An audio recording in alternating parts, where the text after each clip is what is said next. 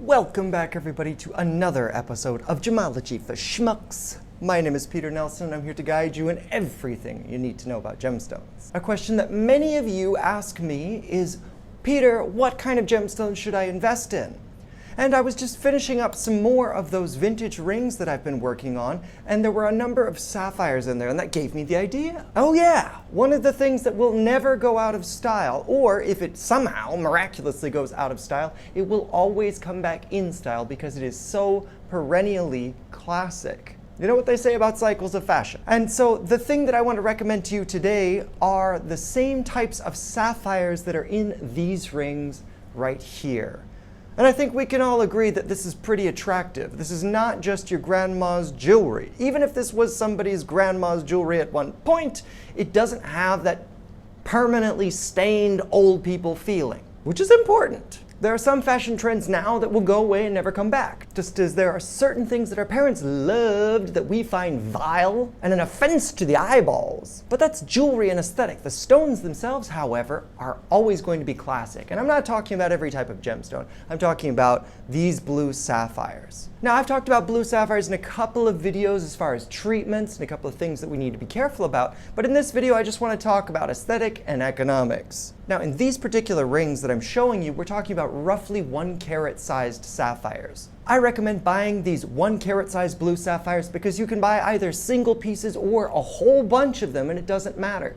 Eventually, once you've stockpiled an amount of them and you want to resell them, they will always be welcome to jewelers that make. The 1 carat size fits well in a ring without being ostentatious. It can be classy or it can be dressed up with other stones as well. A 1 carat sapphire is not going to break the bank. If you want to buy 20 of them and magnify your investment, then you can absolutely do that. People say to me, Peter, what can I invest in for less than $1,000? And I go, well, sometimes that's difficult to answer in gemstones. But blue sapphires in the 1 carat size are usually inside of that range. There are a few select pieces that are going to jump above that price range, but especially if you're talking about heated blue sapphires, we're not talking about beryllium here, just traditional heat, heated or unheated oftentimes are below that range. Again, there are exceptions that will break outside of that range. And don't even get me started talking about rubies. So the key things to look for when buying a blue sapphire is, do you want to buy heated or unheated? Personally, as somebody who loves stones and also loves jewelry, I'm totally fine with heated stones. There's some great color there. And the prices can oftentimes be substantially cheaper.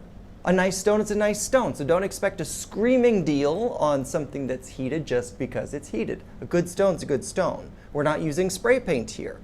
The stone has to have that natural chemical composition in order for it to be able to be heated in the traditional way to become a nice blue. It's not every stone, that's why they're still expensive. But compared to another stone that's unheated of the same aesthetic, they are still going to be a strong margin cheaper. So what do I suggest that you buy? Obviously we said 1 carat sapphires. Round is nice. Some people do like ovals, but round is always going to be welcome. It's very easy to put into jewelry, both from a design point of view and the way you set it. So if you have a bunch of rounds, that's much easier to sell to a jeweler than something like ovals, where they start deciding, oh, is this the right proportions of an oval that I like or don't like? Everybody likes rounds. Then you're going to need to focus on color for sure. There are many different colors in sapphire. Not all of them are equal, not even close. It's like when parents are asked, Mom, Dad, which one of us kids do you love more? And the answer is always the beautiful, intelligent one.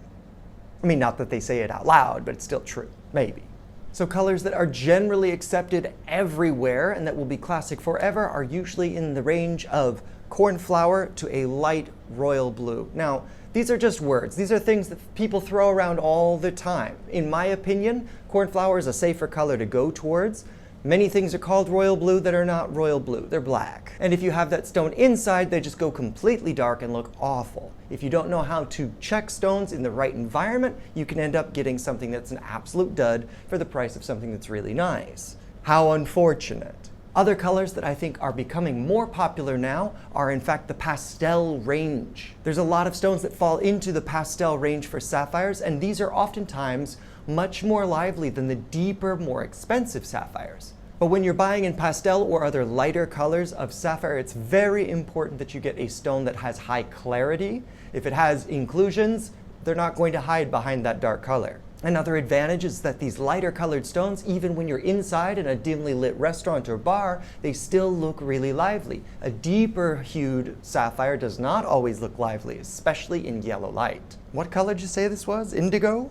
One caveat when buying sapphires for color, I personally am a huge fan of violet. I think it's attractive, but it does affect the price in a negative way. So a stone that has a hint of violet will have a different price from a stone that is a pure blue. Both are good, just different prices, and make sure you're getting what you're paying for. After you've got the right color, of course, you're going to want something that has good clarity. Now, we can go through specific requirements of how you look for clarity, but honestly, I don't think it's important. What's important is that you see that the stone has life. When you move it around without intense lights on it, that's a no-no. Does it still have that play of reflection in light? Stones that have a good color and liveliness are always welcome.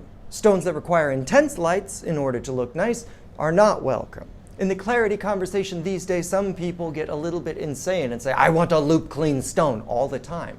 And frankly, I don't think it's either necessary or preferable. And I'll tell you why. Loop clean stones, of course, are going to be much more expensive. Now, some people would say, well, that makes it a better investment, but I don't believe so. And I do not believe so because a loop clean stone is oftentimes harder to verify as natural and as your stone. If you have some inoffensive inclusions, it's very easy to identify your stone as your stone. It's a lot like your fingerprint.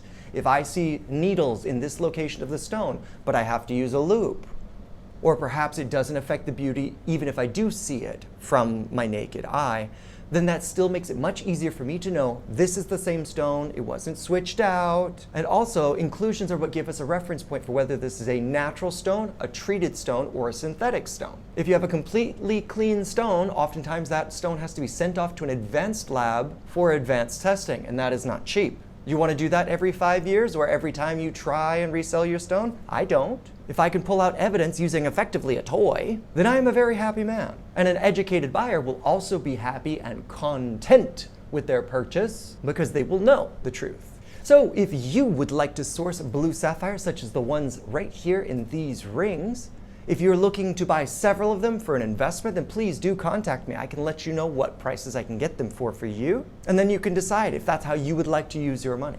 But I take out the risk for you by making sure you don't get those stones that are unlively and of an off color. If you've been watching my channel and you trust my eye and my knowledge, then I'm happy to extend it to you. So you can contact me directly at thegemshepherd.com. Otherwise, hit like, hit subscribe, tell all of your friends about me, and until next time, bye-bye.